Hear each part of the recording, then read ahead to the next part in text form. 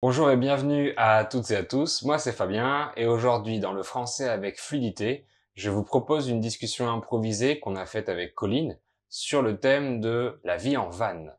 Colline est une tutrice qui vous propose des cours de pratique de conversation de français sur mon site internet Le Franchouté et elle voyage régulièrement en van. Donc elle va nous raconter son expérience. J'ai plein de questions à lui poser, vous allez voir. Les membres du club VIP auront accès aux bonus du dialogue, comme le podcast Je vous explique, les transcriptions bilingues, la version audio MP3, etc. Donc si vous voulez rejoindre le club VIP, avoir accès aux bonus de chaque contenu pour faire de l'écoute active, pour enfin progresser, mais aussi faire partie de la communauté de plus de 250 membres, je vous laisse le lien pour vous inscrire dans la description de l'épisode et de la vidéo sur YouTube. Avec Colline, on va parler en français courant, alors on va utiliser un petit peu d'argot, donc n'hésitez pas à voir la vidéo une première fois sans les sous-titres par exemple, et ensuite une deuxième fois avec les sous-titres en français. Et vous allez pouvoir rechercher les mots que vous connaissez pas pour bien mémoriser du nouveau vocabulaire. Et maintenant, c'est parti pour le dialogue. Salut Colline, Salut Fabien. ça va?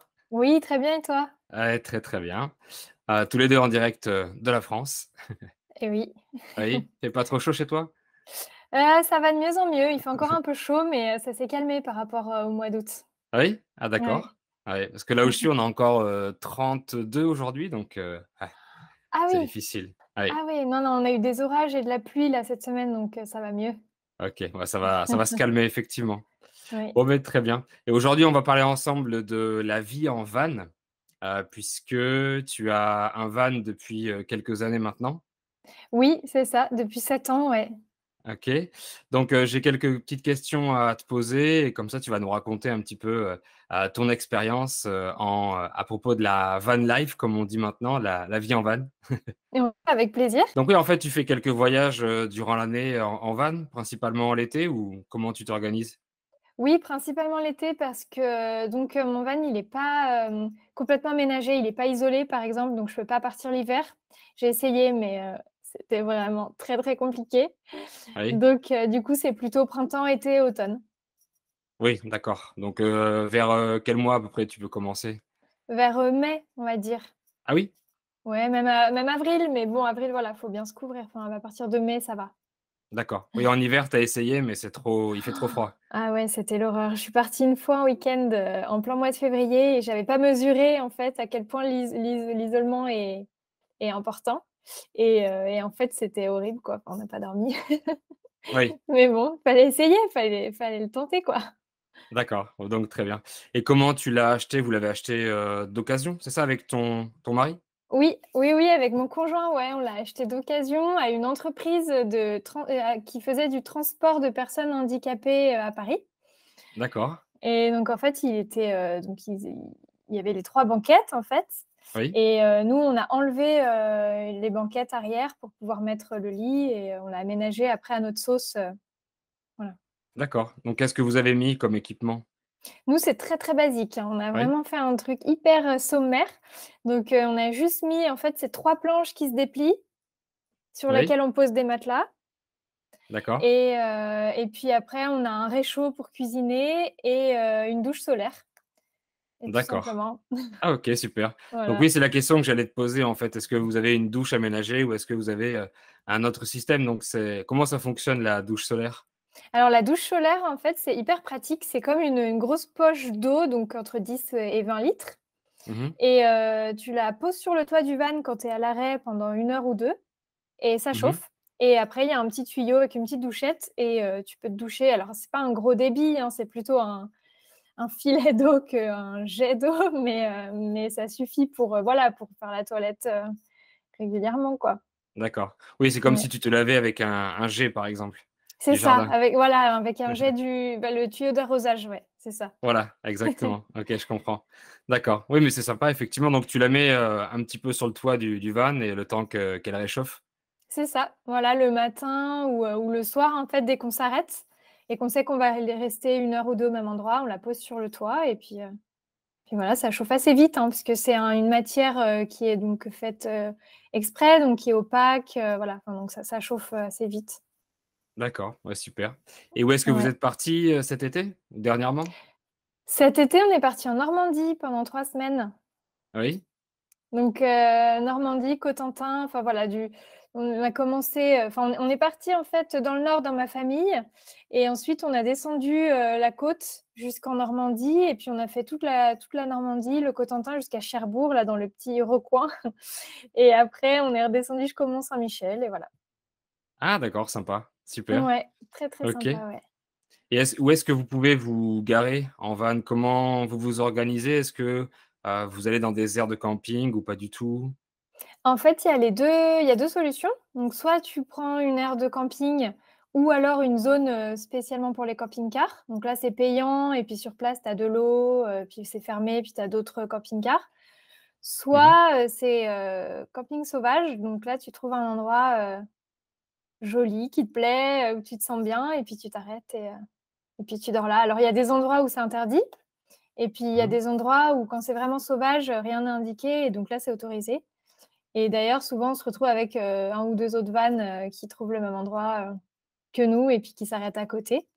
Et on a Oui, une application aussi qui existe qui s'appelle Park 4 Night et OK. qui permet en fait, c'est comme un grand réseau de gens qui voyagent en van et qui mettent en fait les bons plans, la localisation GPS des coins sympas. Et Mmh. donc en fait, quand on est dans un coin, on voit tous les points qui ont été, indiqués autour de nous. Donc ça, c'est hyper bien parce qu'on se retrouve dans des endroits avec une super vue ou au calme, voilà, c'est vraiment hyper pratique. Ouais, donc vous pouvez trouver des bons spots, avec, les commentaires des personnes. Est-ce qu'il y a, ça? Est-ce qu'il y a cet équipement? Est-ce qu'il y a des choses à côté? Est-ce qu'il y a une Hem, bonne vue? Oui. oui, en fait, là, il y a pas d'équipement, c'est vraiment ça, c'est pour le camping sauvage, là, ce que je te dis uniquement. C'est vraiment des lieux, qu'on se passe comme ça de bouche à oreille, enfin, via l'appli. Mais Oui, donc il y a pas d'équipement, mais c'est juste, voilà, des lieux où on sait qu'on va pas se faire virer ou où c'est au calme, où il y a pas de problème, quoi. d'accord. Très, très bien. Et Voilà. où est-ce que justement c'est interdit, de camper dans son van, enfin de dormir dans son van? Et bien sur les terrains privés, sans Oui. autorisation, par exemple dans un champ, on n'a pas le droit parce qu'il appartient aux paysans. Mais parfois, il y a des lieux où on ne sait pas vraiment si c'est privé ou pas. Enfin, par exemple, à l'entrée d'une forêt, il y a un petit chemin, on se met là et en fait, c'était un chemin privé et on ne sait pas forcément, c'est pas forcément indiqué. Ça nous est arrivé une fois d'être, en pleine nuit, on était sûr qu'on était dans un coin pépère et en fait, ça a tapé à la fenêtre, en nous disant: «Bah, en fait, vous pouvez pas être là, c'est chez moi, j'ai besoin de passer donc dégagez quoi». Oui, Ça nous est arrivé qu'une seule fois, mais voilà, on n'avait pas vu en fait que c'était privé, quoi. d'accord. Voilà, Donc donc principalement ça et sinon après en public, c'est assez rare que ce soit interdit en France, hein, sauf dans certains endroits, par exemple dans les lieux vraiment touristiques, des fois à l'entrée d'une rue, il y a un panneau interdit aux camping-cars, voilà des choses comme ça, mais ça reste assez, oui, on va dire, rare. rare et en Mmh. plus nous c'est un van, c'est pas un camping-car donc en fait on aurait même le droit finalement parce qu'on est considéré plus comme une camionnette que comme vraiment un camping-car donc en fait on peut Oui. se mettre pratiquement où on veut, quoi. Oui, parce que dans un camping-car, il y a beaucoup plus d'équipements, donc c'est effectivement beaucoup plus gros en plus, un camping-car généralement, donc vous êtes considéré comme un véhicule, de particulier finalement, un Oui, c'est véhicule ça. traditionnel? Oui, c'est ça, exactement. D'accord. OK, Ouais, oui, je comprends bien, oui, effectivement, c'est pas comme un camping-car. C'est pas le même poids, c'est pas les mêmes dimensions, tout ça. c'est ça. D'accord, je comprends. Et est-ce qu'il y a eu besoin de faire, homologuer quelque chose, ou est-ce que vous l'avez pas fait ou? Alors si maintenant depuis, je sais plus, à peu près 1 an ou 2, il y a une loi en France qui oblige à homologuer les véhicules, pour, comment dire? Les véhicules d'habitation, quoi. Mais Mmh. nous, on a pu ne pas le faire parce qu'en fait, la loi stipule que tu dois faire homologuer seulement si tu peux pas démonter, ton installation. C'est-à-dire si c'est uniquement installé pour, vivre dedans et que tu peux pas le repasser en mode, véhicule. Alors que nous, on a fait en sorte qu'on puisse à la fois, dormir dedans en dépliant les planches, mais si on les replie, en fait, la banquette enfin, on a laissé une banquette au fond qui peut se remettre en mode, banquette et donc Oui. du coup, on est considéré comme un véhicule, donc on n'a pas dû faire homologuer le véhicule. Oui, donc c'est plus pratique comme ça, en effet. Oui, oui, oui, complètement. Puis Oui. ça coûte cher en plus de le faire homologuer. Je crois que c'était 1 000 €, juste l'homologation donc Ah Voilà, oui, quand ça même. valait le coup, ouais. D'accord. Et est-ce que justement vous avez payé cher le van quand vous l'avez acheté d'occasion? Non, pas du tout, parce que nous, on voulait vraiment un truc hyper basique et du coup, on l'a payé, 5 600 €, ce qui est pas cher et en fait, parce qu'il était un peu abîmé. Comme c'était un transport de personnes en plein Paris, en fait, il était un peu, la carrosserie était un peu abîmée donc Ouais, on l'a eu vraiment pour, pas cher. Après, il est en bonne qualité, le reste enfin, le moteur est nickel, hein, mais voilà, la carrosserie, elle est jaune déjà. Tout le monde oui. nous appelle le camion de la poste. Et puis en plus, elle était un peu abîmée, du coup, on l'a eu pour vraiment pas cher. Mais sinon, je pense que tu peux avoir un van comme ça autour de 8 000 9 000 € à peu près. D'accord.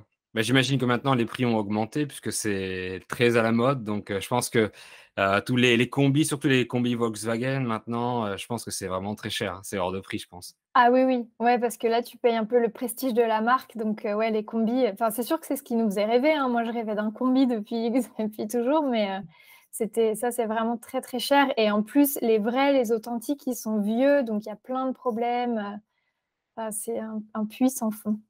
D'accord, oui, je comprends bien. Oui, il faut toujours réparer le moteur, il y a toujours quelque chose à réparer, puis après tu tombes en panne, tout le temps. C'est C'est ça. c'est problématique, oui. Oui, c'est ça. Mmh. D'accord, je comprends. Et quel est le plus gros inconvénient de vivre, en van? De faire, 3 semaines, par exemple, en van? Mmh, quand même, au bout d'un moment, le manque de confort, ça commence un peu à peser. En tout cas, enfin, voilà, je parle pour moi, hein, il y en a qui vivent dedans toute l'année, mais j'avoue qu'au bout de 3 semaines, on est content de retrouver, ne serait-ce qu'un vrai lit, par exemple, un Oui, vrai matelas, du un peu de confort, quoi, voilà, c'est tout. d'accord. Oui, parce que vous avez pas un vrai Mais lit, c'est vraiment juste un matelas que vous avez posé, c'est pas un vrai lit, plus confortable, je comprends. non, non, c'est des matelas en mousse, donc au bout d'un moment, ça fait un peu mal au dos, quoi. Oui, oui, oui, effectivement. Donc c'est pareil pour la cuisine aussi, pour, tout ce qui est sanitaire, c'est aussi le manque de confort, mais c'est le jeu, comme on dit. Oui, c'est ça fait partie du jeu, hein. On l'a choisi donc ça c'est en fait, c'est à la fois ce qui fait le charme au début et c'est à la fois ce qui devient pesant à la fin. Oui.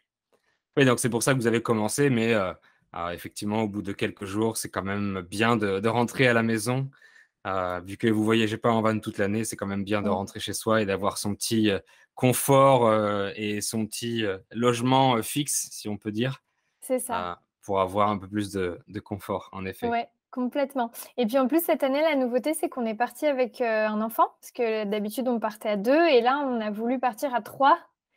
Avec un bébé quoi, dans le van et en fait c'est, bon bah, elle a adoré, hein. Elle a jamais aussi bien dormi que dans le van. Mais niveau logistique, c'était encore un peu plus compliqué. On avait moins de place, on avait plus d'affaires, voilà, on était plus à l'étroit. Oui. Oui, parce que déjà, à 2 personnes, à 2 adultes, ça demande beaucoup d'organisation.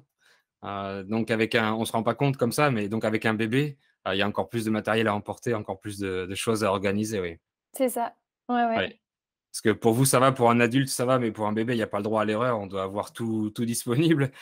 Si on va dormir 2 3 nuits, loin d'une ville, vous devez avoir tout qui est disponible, c'est sûr. Exactement, voilà, alors que nous, on se dit: «Bon, bah, tant pis si on mange des pâtes, 3 jours d'affilée, c'est pas grave». Mais avec un bébé, ouais, il faut faire un peu plus attention.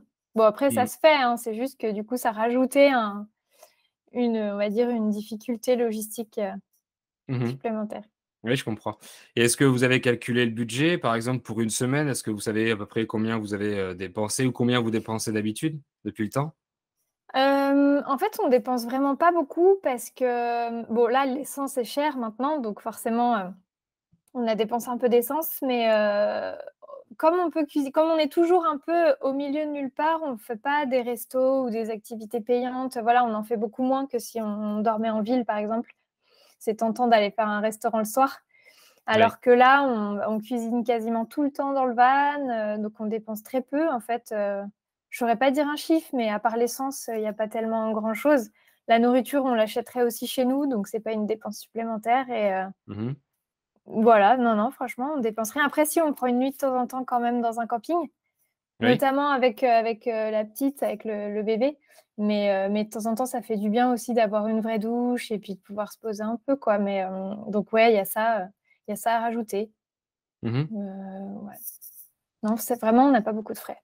D'accord. Et en après-midi, en fait, qu'est-ce que vous faites? Vous vous promenez généralement ou est-ce que vous posez un petit peu? Genre comme au camping, les petites chaises devant le van et puis tranquille, on admire la vue? Non, on n'a pas ça nous. On n'a pas de place pour mettre des chaises en fait dedans.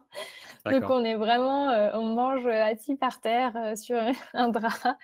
Mais non, on se promène beaucoup, ouais, on visite beaucoup. Ouais, On est en général, on quitte le van le matin, puis on le retrouve le soir.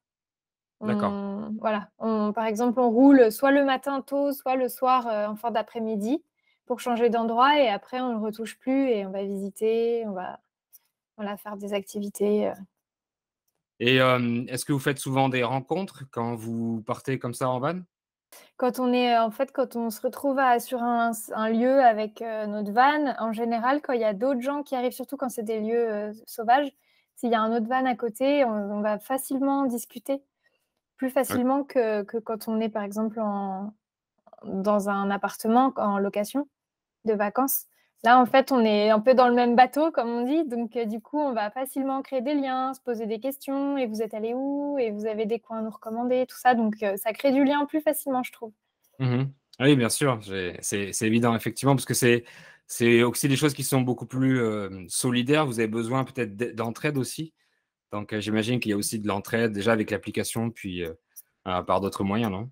Oui, tout à fait, ouais. Des fois, s'il nous manque, je sais pas moi, de l'huile et que les autres, ils en ont ou des choses comme ça, ouais. Ouais, ouais, il y a un Ouais. côté un peu solidaire, quoi. C'est marrant.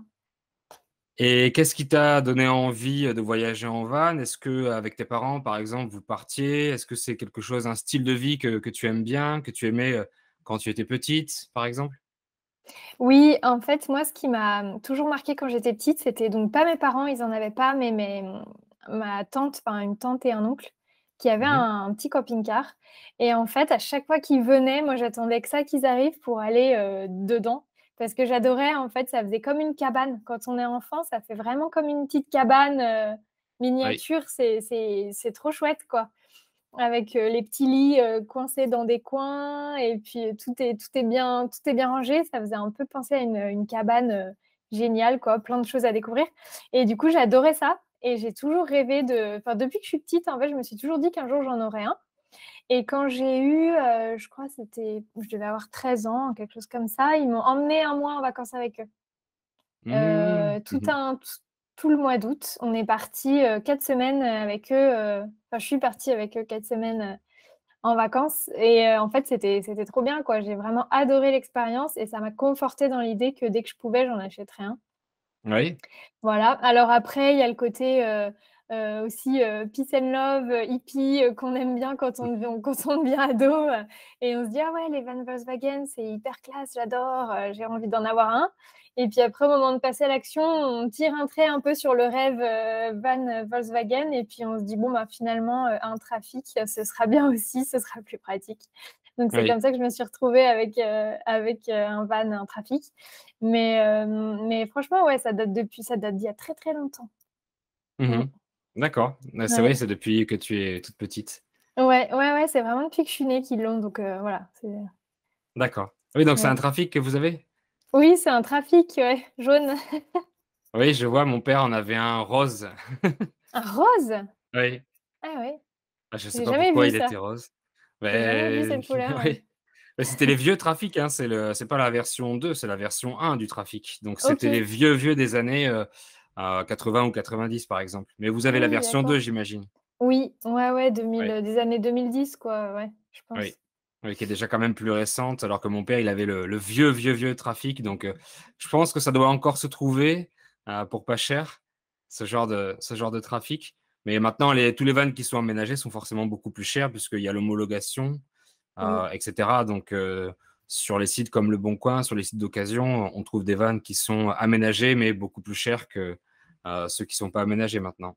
Oui, c'est ça. C'est pour ça que nous, on a un compromis entre les 2 en fait, parce que ça permet de rester dans des budgets abordables. Oui, je comprends. Et est-ce que justement vous voudriez, upgrader, améliorer votre équipement et changer pour un camping-car plus tard? Ou finalement, pour l'instant, vous restez comme ça? Non, pour l'instant, on aime bien comme ça. Après, moi, je me vois bien avec un vrai camping-car, mais vraiment dans plusieurs années, genre quand je serai peut-être à la retraite, en fait. Oui. Carrément, quand je serai plus âgée et que j'aurai besoin de mon confort, j'aurai toujours envie d'avoir cette vie enfin, ces voyages nomades, on va dire, mais avec plus de confort. Donc le vrai camping-car, à ce moment-là, c'est un bon compromis. Mmh. Mais pour l'instant, non, pour l'instant, ça nous convient. Oui, Mmh. d'accord. OK, bon, beh, super, beh, c'était très intéressant. Merci beaucoup, Colline. Bah, merci à toi. Très bien et je mettrai le lien, de la vidéo de présentation de Colline si vous voulez réserver, un essai de pratique de conversation, avec elle. Je vous mets le lien dans la description et dans le i comme info. Super. OK, merci beaucoup et à bientôt, Colline. Merci à toi, à Salut, bientôt. bonne journée. Salut.